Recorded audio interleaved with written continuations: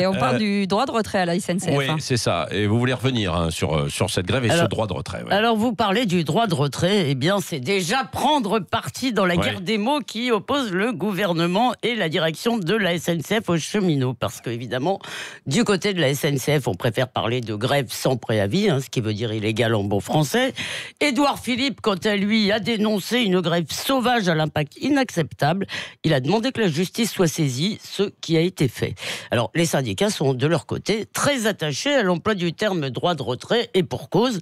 La grève, c'est un choix, alors que le droit de retrait, c'est un ultime recours, justement, quand les salariés n'ont pas le choix. Face à un péril imminent, la seule solution pour eux est alors de cesser de travailler.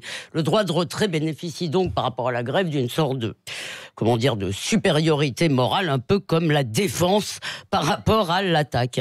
Et cette distinction a des conséquences, je ne veux pas être trop prosaïque, mais notamment financières, sauf que pour les usagers, c'est pareil, et c'est même peut-être pire, puisqu'ils ne peuvent pas anticiper. Oui, alors, sauf qu'il faut aussi que les cheminots se défendent, quand même, non ? Ah oui, et en l'occurrence, il faut juste se demander si c'est la bonne méthode, puisqu'il ne s'agit pas de violence, par exemple, il s'agit d'accident, d'une collusion, en l'occurrence d'une collusion qui est survenue dans les Ardennes.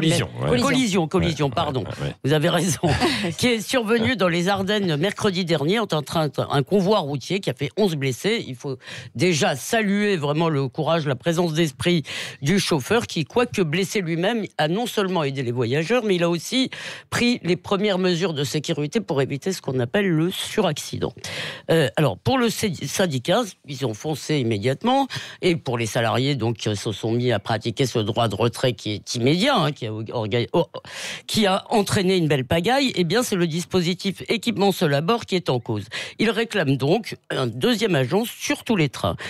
Alors, certes, il aurait été préférable pour ce conducteur d'être accompagné pour gérer les conséquences de l'accident.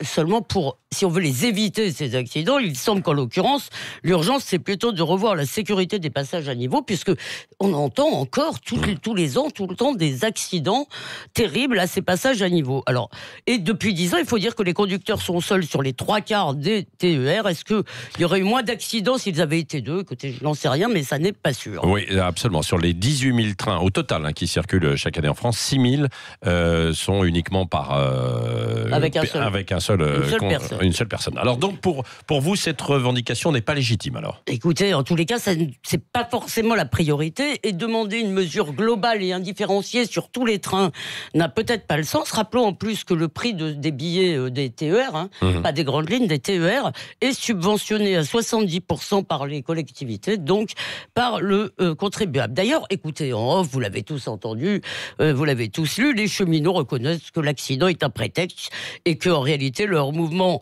s'oppose leur mouvement, c'est un peu pour empêcher l'entrée en vigueur de la libéralisation, dossier sur lequel ils n'ont pas réussi à faire plier le gouvernement l'an dernier. C'est contre la réforme des retraites, des régimes spéciaux. Et en prime, j'ai entendu que c'était aussi un cadeau de départ à Guillaume Pépi. Oui, des milliers de gens ont commencé leurs vacances de la Toussaint dans le chaos.